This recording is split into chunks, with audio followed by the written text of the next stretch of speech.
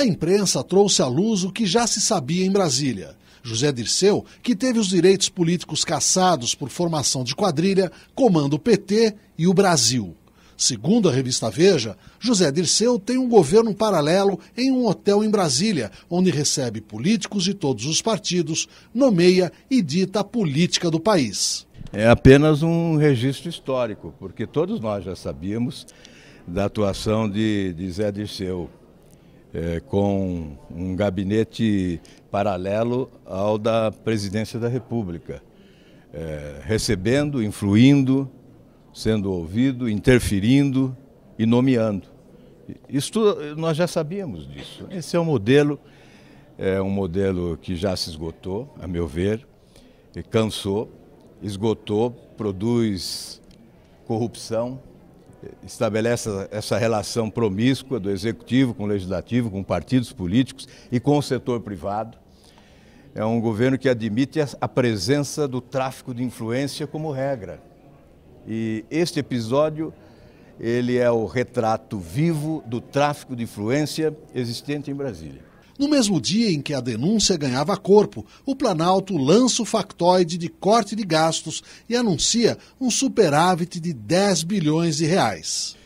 Este evento de hoje, com as lideranças do Congresso, teve este objetivo: dizer, olha, vocês não podem aumentar os gastos no Legislativo, aprovando Emenda 29, PEC 300, porque nós estamos cortando aqui. E, na verdade, o Executivo não está cortando nada.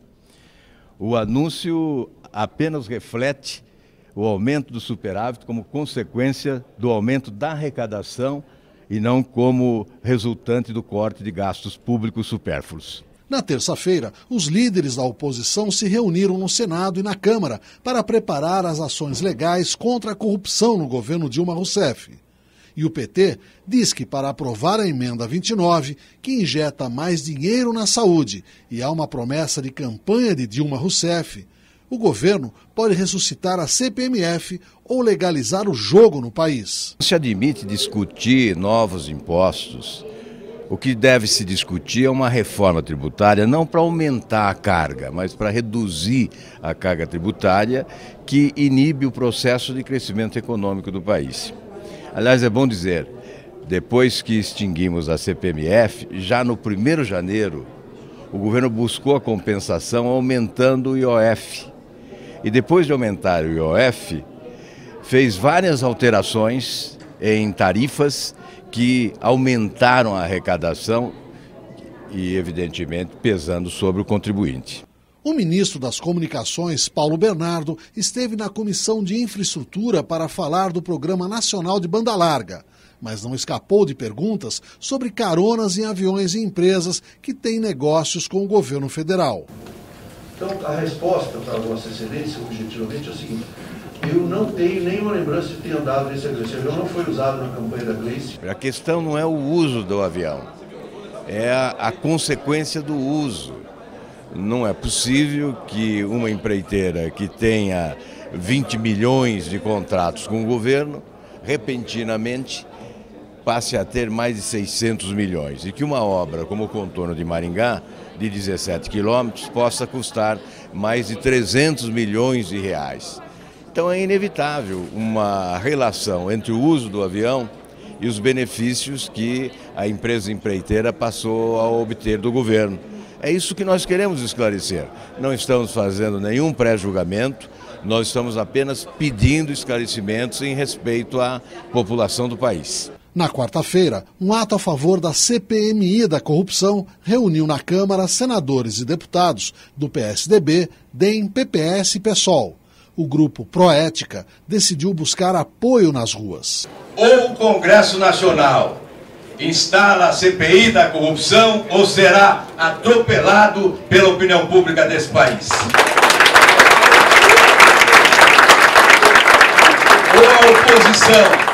Ou a oposição reage à farsa, ou a oposição diz não à encenação que se arquiteta no Palácio do Planalto para insinuar a existência de uma faxina que jamais existiu, ou seremos também confundidos com aqueles que colocam debaixo do tapete a sujeira que se instala no governo da República. Ainda na quarta-feira, o senador Álvaro Dias participou do lançamento do novo site do PSDB do DF, reestruturado como a Regional Tucana. Eu fico muito feliz de ver o PSDB do Distrito Federal se revitalizando, se reorganizando, se modernizando. É fundamental para o projeto nacional.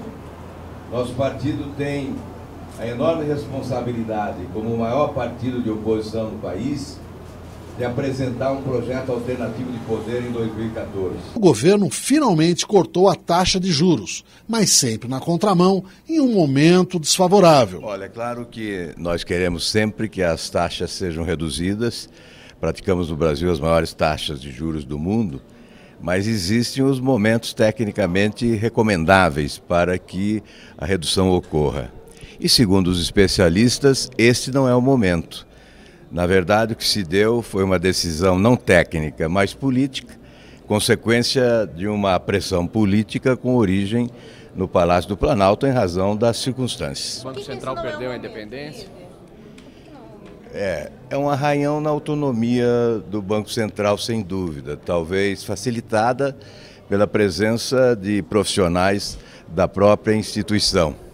Nós temos desde o presidente a diretoria, todos os diretores são integrantes dos quadros próprios do Banco Central. Isso facilita certamente a pressão. Há um projeto aqui no Congresso, em tramitação, na Comissão de Assuntos Econômicos, que diz respeito à autonomia do Banco Central. Seria muito bom que ele fosse agora debatido e pudesse ser votado.